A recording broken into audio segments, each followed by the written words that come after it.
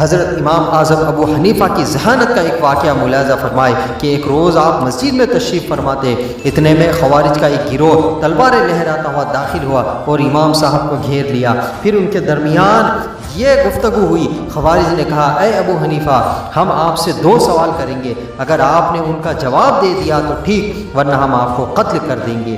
امام اعظم ابو حنیفہ نے کہا کہ اپنی تلواریں میان میں رکھ لو کیونکہ ان کی طرف دیکھنے سے میرا دل مشغول ہوتا ہے۔ خوارج نے کہا کہ ہم ہرگز اپنی تلواریں میان میں نہیں رکھیں گے، یہ تو آپ کے خون کی پیاسی ہے۔ امام اعظم ابو حنیفہ نے کہا اچھا پوچھو کیا پوچھنا چاہتے ہو؟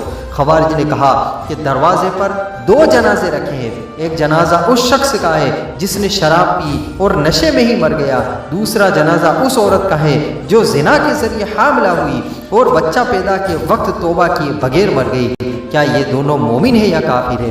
خوارج کے عقیدے کے مطابق گناہ کبیرہ کا مرتکب کافر ہو جاتا ہے، چنانچہ امام صاحب نے ان دونوں کو مومن کہتے تو خوارج کے نزدیک قتل کے مستحق قرار پاتے۔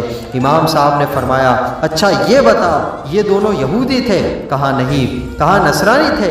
کہا نہیں۔ کہا یہ دونوں مجوسی تھے؟ کہا نہیں۔ پھر پوچھا بت پرست تھے؟ خوارج نے کہا نہیں۔ پھر امام صاحب نے کہا کہ پھر کس مذہب کے ماننے والے تھے؟ تو انہوں نے کہا کہ وہ مسلمان تھے۔ امام ابو حنیفہ نے کہا کہ تم لوگوں نے خود ہی جواب دے دیا، تمہارا اعتراف ہے کہ دونوں مسلمان تھے اور جو مسلمان ہو اسے تم کافر کیسے کہہ سکتے ہو؟ پھر خوارج نے دوسرا سوال کیا کہ یہ دونوں جنتی ہیں یا جہنمی؟